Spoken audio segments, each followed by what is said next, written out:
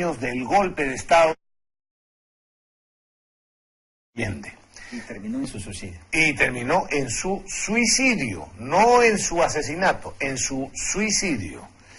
Está ya además demostrado ahora con necropsia y con todo lo demás. Bueno, todos los medios de comunicación, o casi todos, han hecho una reseña escrita, escrita lamentablemente por ignorantes, desconocedores o tergiversadores de la verdad histórica. Porque lo que se dice en esas reseñas, en esas historietas, no corresponde con la realidad. Ahora van a escuchar lo que fue Salvador Allende y cuál es la verdad de la milanesa. José Barba Caballero escribió este artículo del año 2003, si no me equivoco. Ese artículo nunca fue refutado por nadie, en ningún medio de comunicación televisiva, radial o escrita. De manera que le he pedido a Pepe que haga un resumen de ese artículo porque cuenta la verdad de los hechos. Y fue reproducido en varios países, entre ellos en Chile, ¿no? Sí, efectivamente. Bueno, los sucesos de Chile que culminaron con el derrocamiento y suicidio de Salvador Allende tienen una historia muy distinta a como la cuentan los marxistas criollos y los intelectuales de opereta que tenemos en nuestro país. Hasta 1970... Chile era un país que había conquistado logros notables, como una raza homogénea, educación básica y media superior a la de cualquier país latinoamericano, y un parlamento que estaba entre los más antiguos del mundo. Por esta conciencia cívica de respeto y tolerancia a las ideas, los chilenos se sentían orgullosos de ser llamados los ingleses de América Latina. Pero todo esto terminó con Salvador Allende. Para comenzar, no es cierto que Allende recibió una mayoría absoluta del voto popular como por ahí he leído. En las elecciones generales de 1970 solo obtuvo el 36.2% de los votos, contra el 34.9 o 35% de los votos de Jorge Alexandri y el 27.8% de Rodomiro Tomic. Ante tales resultados, la Constitución chilena lo estipulaba así: correspondió al Congreso el derecho a elegir al nuevo presidente de la República. Y entonces sucedió lo increíble. La democracia cristiana, en un error histórico que todavía lloran, optó por Salvador Allende, comenzando así la tragedia que traería un baño de sangre sobre Chile. Lo primero que hizo Allende en su primer discurso como presidente de Chile fue romper la tradición democrática del país, diciendo, para asombro de propios y extraños, que él no sería presidente de todos los chilenos, sino que inspiraría su actuación en los conflictos de clase irreconciliables de la sociedad chilena. En otras palabras, adelantó a todos su intención de convertir a Chile en un país comunista a partir de un triunfo electoral modesto y por demás precario. De inmediato, el Partido Comunista, el Partido Socialista, el MIR, el MAPU, entre otros, comenzaron a preconizar abiertamente la inevitabilidad de una guerra civil. Con estos vientos cargados de incertidumbre, a nadie le llamó la atención que la inversión privada y extranjera se fuera a cero, como lo escuchan, y que a un año del gobierno de Salvador Allende, Chile tuviese que declararse insolvente y pedir una moratoria sobre su deuda externa. Y para que nadie tuviese dudas de hacia dónde marchaba la unidad popular en el gobierno, el mismo Allende le declaró nada menos que a Regis Debray, el que acompañó al Che Guevara en su aventura boliviana, Regis Debray famoso en el mundo, que sus diferencias con el Che Guevara solo eran tácticas. Por requerir la situación chilena un respeto transitorio a la legalidad burguesa. Eso le dijo a Salvador. En 1971, miren ustedes esta burrada, Fidel Castro visitó el país. Y durante 30 días, como Pedro en su casa, lo recorrió de punta a punta, arengando a las multitudes hacia la revolución inevitable.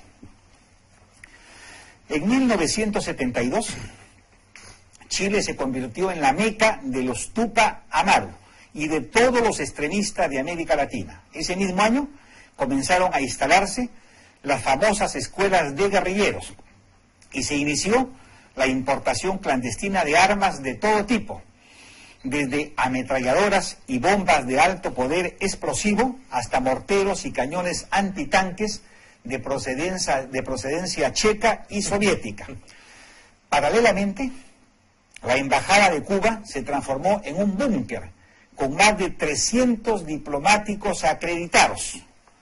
Para 1973, perdieron el control de los principales sindicatos industriales y mineros. Aún así, plantearon la sustitución del Congreso por una Asamblea Popular, como en Cuba, ¿no? Y la creación de tribunales del pueblo, como en Cuba, de los cuales algunos llegaron a funcionar. Asimismo, pretendieron transformar el sistema educativo para convertirlo en un instrumento de concientización marxista. Los diarios, los famosos diarios históricos, La Tercera y El Mercurio, diarios democráticos, fueron clausurados por el demócrata Salvador Allende. Frente a tales hechos, la Iglesia abandonó su neutralidad y la Corte Suprema de Justicia, por unanimidad, censuró al gobierno por el atropello sistemático de la legalidad vigente. La Contraloría rechazó por ilegales innumerables resoluciones del Poder Ejecutivo. En un acto insólito, el presidente Allende se negó a promulgar las reformas constitucionales del Congreso y persistió en esta actitud a pesar de sucesivos mandatos judiciales. De aquí la opinión del expresidente demócrata Cristiano Frei, quien dijo: el gobierno minoritario de Unidad Popular estaba resuelto a instaurar una dictadura totalitaria y estaban dando todos los pasos para llegar a esta situación.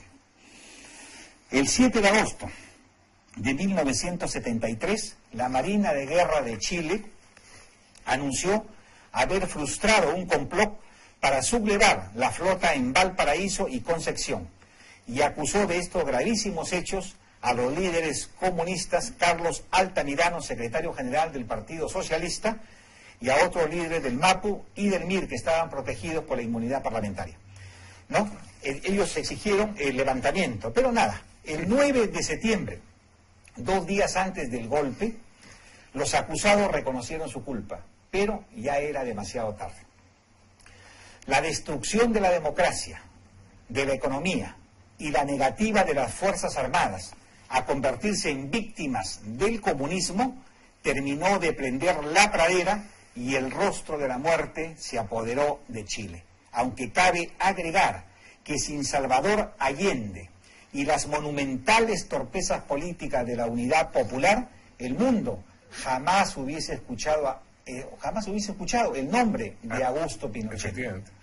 Por estas razones, yo me niego, Rafael también y como nosotros miles, a rendirle homenaje a quien no fue un idealista, sino un dogmático, a quien no fue un demócrata, sino un comunista que intentó convertir a Chile en una tiranía inmunda como lo era Cuba.